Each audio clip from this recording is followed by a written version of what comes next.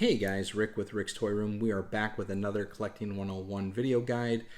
This one is going to focus on the Hot Wheel die-cast lines. So let's get right into it. If you watched our tutorial on vocabulary, we talked a little bit about the scale of die-cast. We talked a little bit about the type of packaging, whether it's blister, window card.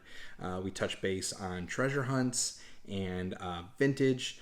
So let's talk about more of that in detail. So first and foremost, what is vintage Hot Wheels? Vintage Hot Wheels are anything from 68 through technically 2002. Vintage is 20 years or older. In most Hot Wheel circles, collectors, vintage is considered anything from 80 and earlier, which is technically antique. Antique is 40 and older. So for when we talk about vintage Hot Wheels, we are talking about any of the Hot Wheels from 68 through 80. We are talking about the original Sweet 16, the Spectra Flame, and Real Riders. So those are your vintage Hot Wheels. Now, are those more valuable than the newest? Generally speaking, yes. And the better condition, the better off they're going to be value-wise. However, there are newer variations, there are newer errors, there are newer limited editions, mailaways, that can be worth more than the vintage. Now, one thing to note about vintage are they have been reproduced by Mattel. They have been re-released multiple times in different packaging, in commemorative packaging. I want you to, if you decide you want to focus on the vintage line, we can do a video exclusively about it, but do your own independent research and make sure that you are focusing on what makes the vintage, right? So anything from the packaging, obviously. I'll tell you right now, anybody in the Hot Wheel circuit, if you have a vintage Hot Wheel, you've probably sent it through to be authenticated and graded. You're not going to have it just sitting on your shelf. You might, but you're not going to walk into a flea market and find a real vintage for $20. Make sure you check the packaging, especially if it's in box, that it's not one of the repos, that it's not been a custom job, something of the nature. Next thing you're looking for, if we're talking about vintage line, are red line tires. So I said Real Riders. Real Riders are actual rubber tires. Most tires on Hot Wheels are this hard cast plastic. Real Riders will be a rubber. They will have tread on them. You'll see it clear as day. It is a very distinctive tire. That's a Real Rider. Red lines, which were released from 68 through essentially early 77, were when the tire had a little red piece of paper around the rim to give it this red line. Those are your vintage. Some of your other product line when it comes to Hot Wheels that you want to look for, if you are just now getting into the Hot Wheel circuit and you're like, well, what should I collect now, both to invest, maybe to resell, or that I want to keep high value? And that is going to be probably your next in line. So if you're not going to spend a ton of money and go into vintage, you can look at treasure hunts if you want to stay very low level cost investment. Treasure hunts can be found still to this day. Every year they make them. This is a treasure hunt. This is a 2022 treasure hunt. I know this for a few reasons. Every treasure hunt will have the treasure hunt logo. That is the flame tire. Every treasure hunt underneath the car on the card, and the current versions will have this little sticker, little stamp, that's a little silver flame logo with the words "You found a treasure hunt." There are versions of that logo that are gold. Those are considered super treasure hunts. The super treasure hunts are now more rare than treasure hunts. They are worth more. On an average, you can buy one for $1 at the store if you're lucky enough to find them. They do not come out in every box.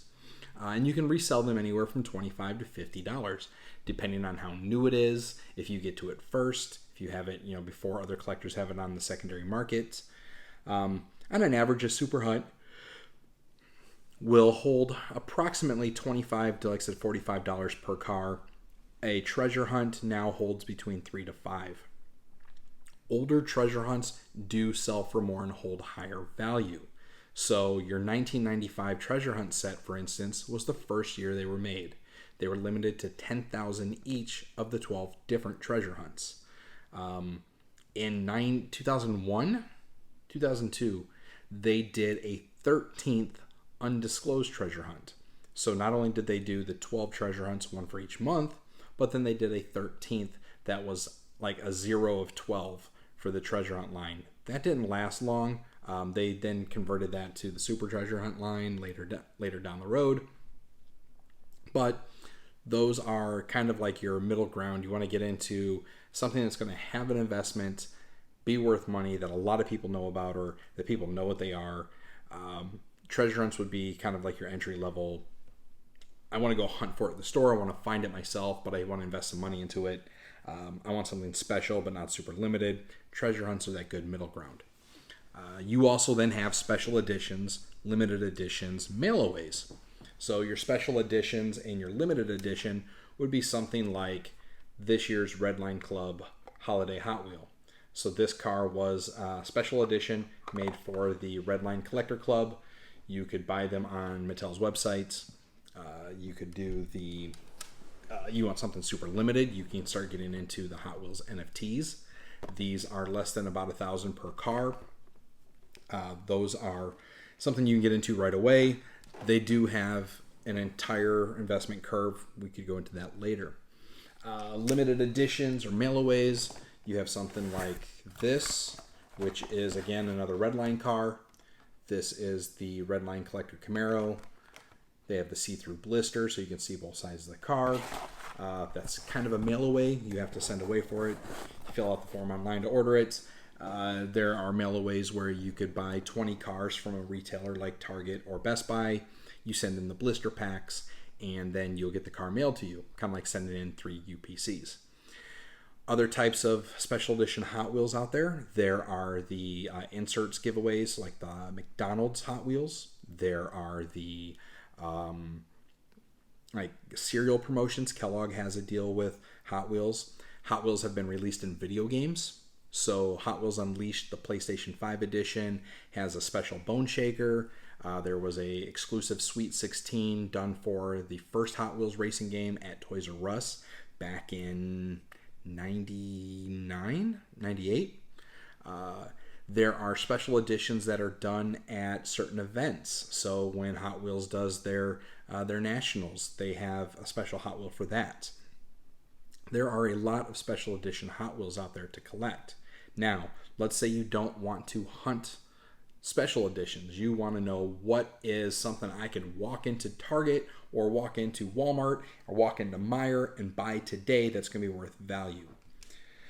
That's hard to judge, but there are certain things you can look for. So a few of the things you want to look for are error cards or cars, cars that are missing tires or they have the wrong color interior, have a bad paint job, have a missing tampo. So tampos are these little printed, words and icons on the car. This particular No Fear car has a error variation where the one tampo is one color. It's not the it's not the white and red. It's just all red. Something like that where there's a tampo is missing part of the color. Or let's say if this Pepsi logo was missing the word Pepsi, that would be an error. Not necessarily a variation. It's like a one-of-a-kind mistake at the factory. That's an error. A variation would be if 10,000 of these were missing the Pepsi logo. Or let's say in one factory in Malaysia, they painted the car yellow, but the factory in Taiwan painted it green. That would be a variation where an entire portion of the production line has that change in it. So it could be so there are error variations where the factory mispainted a whole set of them. There are running variations where both factories ran out of this particular tire, so they switched the tire to a different style. As a Hot Wheel collector, you will find all kinds, shapes, and sizes, and you will find people that have to be completists. They have to have every single one of the Mongoose, and they need it in every variant with every version of the tire. You will find collectors that only hunt tire variations. You will find collectors that they only collect Jeeps, or they only collect treasure hunts, or they only collect special editions, mail-aways. like I've said in other videos, and I will continue to say, there are no right or wrong way to collect. You collect what you like.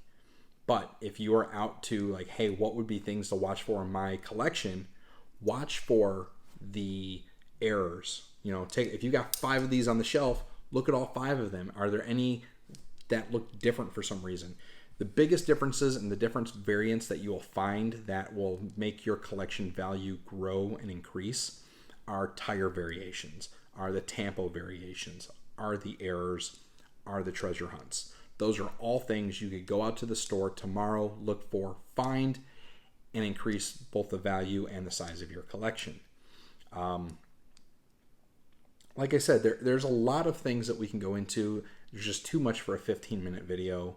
So we will continue to do more definitive videos for collecting Hot Wheels. We will dive into certain lines. I will tell you that even though it may be rare or a variation, does not make it valuable. Prime example, if you look at the 1996 Dodge Viper Treasure Hunt.